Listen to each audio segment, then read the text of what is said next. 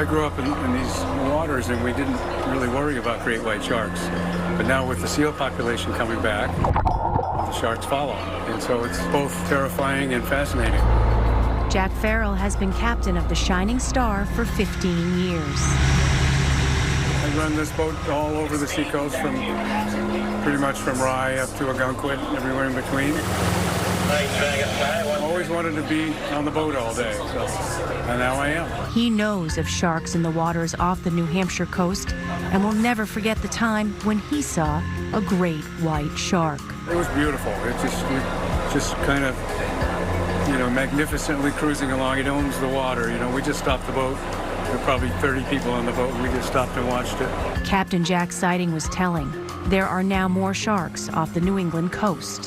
What brings them up to this area to begin with? Food, following food, and then the temperatures are warming up, so the temperatures get more amenable to them as well. With more of these predators swimming off our shores, there comes a need for greater safety measures and research. Swimmer in distress.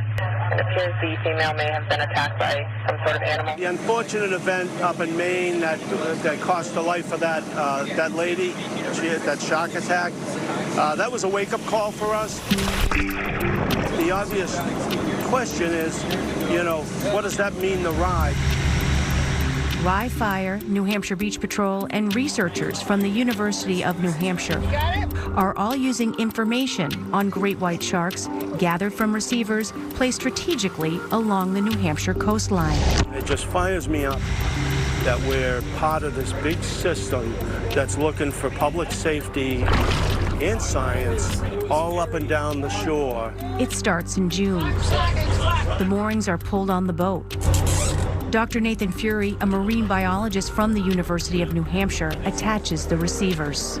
This is the receiver that's going out at this site. It's already on. It's probably very hard to see in this light, but about every 5 seconds or so, there's going to be a little red flash on that. And that tells us that it's on and that it's recording, pointing down towards the bottom, towards the seabed. A hydrophone is essentially an underwater microphone. Jack, what's the depth? 18? Thank you. What we're trying to do is we're just trying to get that receiver far enough down in the water column that we avoid a lot of the noise at the surface. It's because the tags on those sharks are acoustic tags. Those tags are sending out noise. We're just then attaching it with zip ties to secure it through the line, and then it gets deployed. The hydrophone will record the clicking sound tags make as the sharks cruise by. When a tagged white shark is close to a receiver, it records the tag's clicking pattern. On the deck box here, there's a number that pops up, 65069. And if we look at the number on this tag, it is 65069. Each one is uniquely coded. So not only do we know, was it a white shark versus was it a striped bass, but you would know which one. What have you seen in terms of their migration? Have you seen them coming up earlier? Not necessarily, but you have to recognize we just don't have a lot of data on white sharks in New Hampshire. That's part of why this has been so exciting. Patrick Murphy is the head of New Hampshire Beach Patrol. He deployed the trackers off Hampton Beach a day earlier. And it helps us with Hampton Beach being such a populated beach in the New Hampshire seacoast in itself. It helps us to know when the sharks are moving through and when the crowds are there. Hampton Beach is one of the most populated beaches on the East Coast. Hundreds of thousands of people go through every summer, and that's when we really got involved with it. While this research begins out on the ocean, it continues here on the campus of UNH. This is where Dr. Fury brings back those receivers and analyzes all the data that they've collected. Dr. Fury has observed that the great white sharks are not lingering off our beaches. That's really common with what we see when we get white shark detections in New Hampshire waters. They're not spending a lot of time here.